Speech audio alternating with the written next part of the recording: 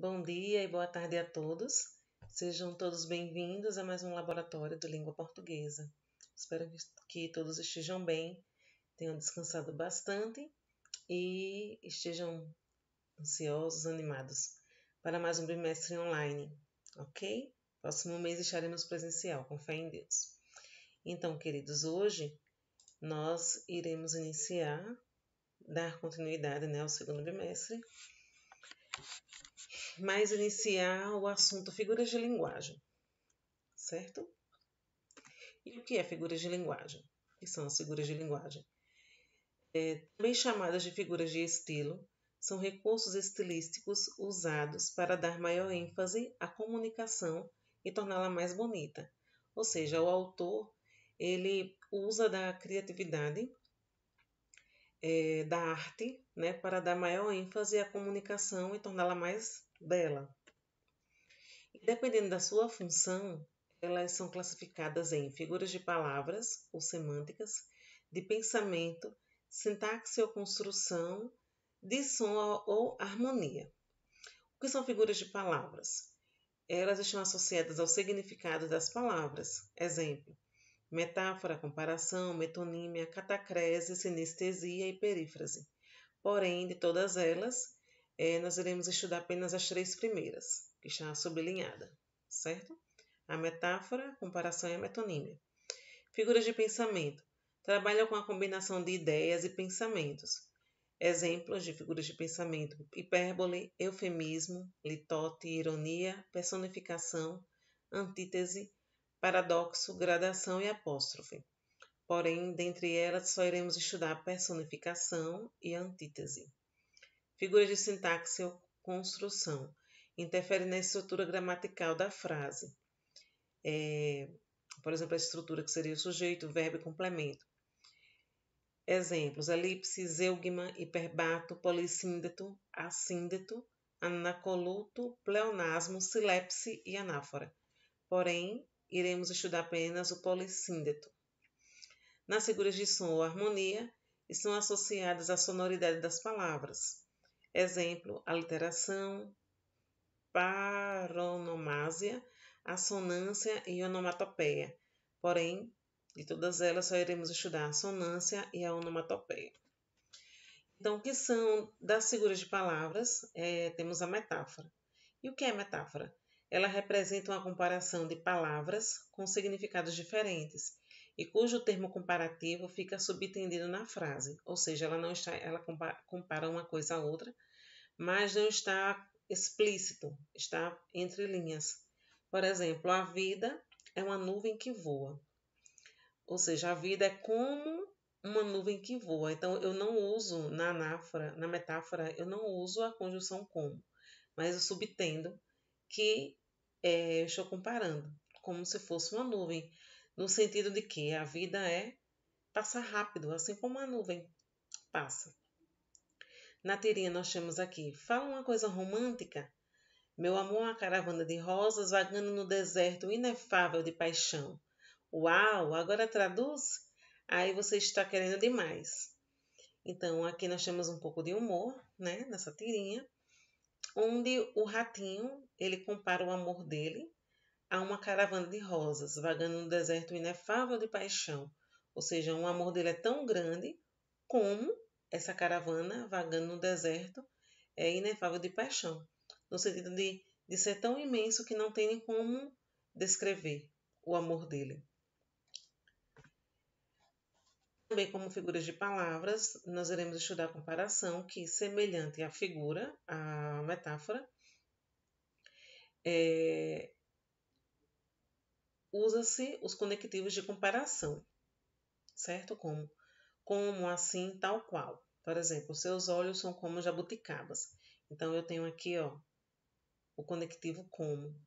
Como jabuticabas, ou seja, tão grande como uma jabuticaba.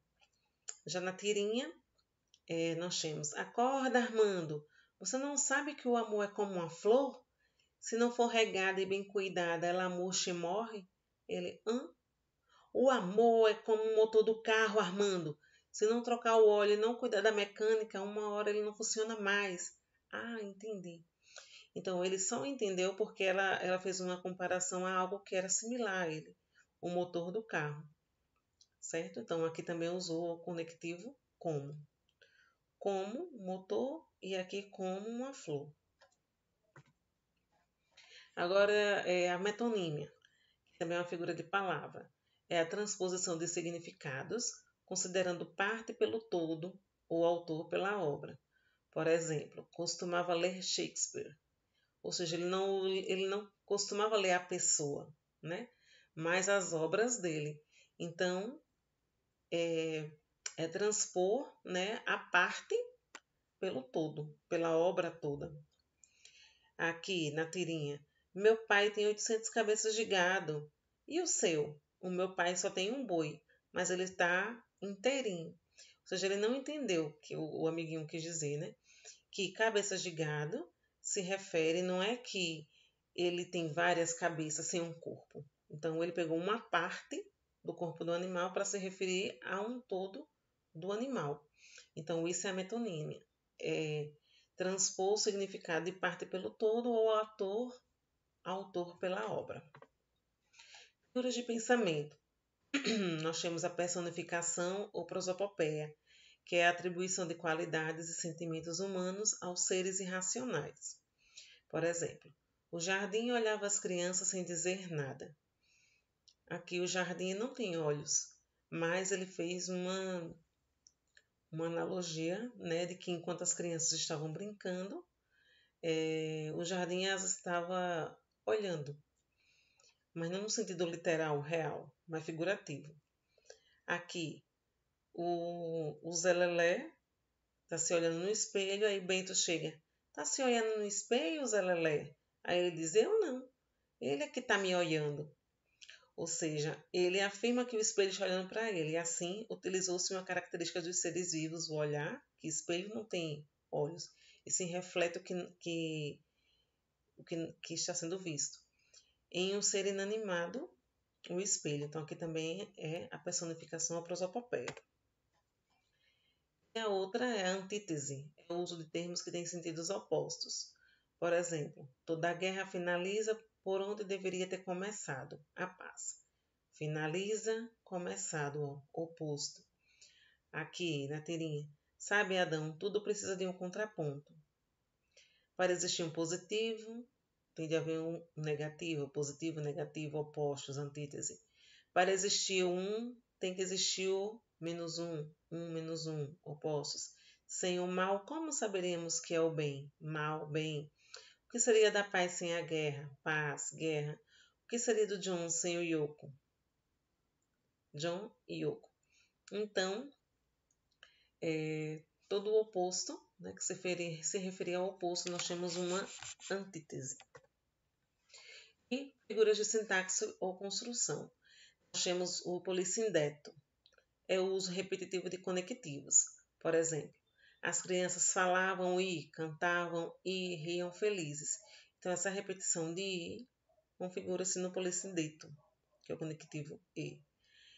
Outro exemplo, e sobre as ondas ritmadas, e sobre as nuvens e os ventos, e sobre as pontes, e sobre o sarcasmo, e sobre a gosma, e sobre o vômito. Faltou o acento circunflexo aqui. Euclides da Cunha. Então, a repetição também aqui, e sob, caracteriza-se o polissindeto, que é o uso repetitivo de conectivos. Aqui, no caso, dando ideia de adição. Agora, figuras de som ou harmonia. Nós temos entre elas a assonância, que é a repetição de sons vocálicos. Exemplo, o que o vago e cógnito desejo de ser eu mesmo, de meu ser me deu. Então, tem a Fernando Pessoa. O, o, desejou. Então, ó, a repetição do som do o e do eu. Então, configura-se a assonância. Já aqui na teoria da Mafalda, minha mãe amassa só? Sim, amassa só a salga, amassa. A massa se amassa na mesa. A massa é sã. Sim, essa massa é sã. O bom de ir para a escola é que a gente pode ter conversas literárias. Então, aqui, ó, A repetição das vogais A em amassa, salga, amassa de novo, configura-se a assonância, né? O som do A. E nós temos também aqui a onomatopeia, como figura de som ou harmonia. É a inserção de palavras no discurso que imitam os sons. Exemplo, não aguento o tic-tac desse relógio. Então, o som do relógio, o tic-tac, é a onomatopeia. Na tirinha, bum, bum, bum. Cebolinha, quer parar de fazer barulho? Buá, buá. Ou seja, ele pediu para o Cebolinha parar de fazer barulho e ele acabou fazendo um outro barulho, sendo outra onomatopeia. Bum, bum, acho que ele estava batendo algum tambor, não sei, em algo. E depois, a representação do som do choro. E aqui termina o nosso assunto. Qualquer dúvida, estarei aqui para dar no privado de vocês. Bons estudos e fiquem todos com Deus.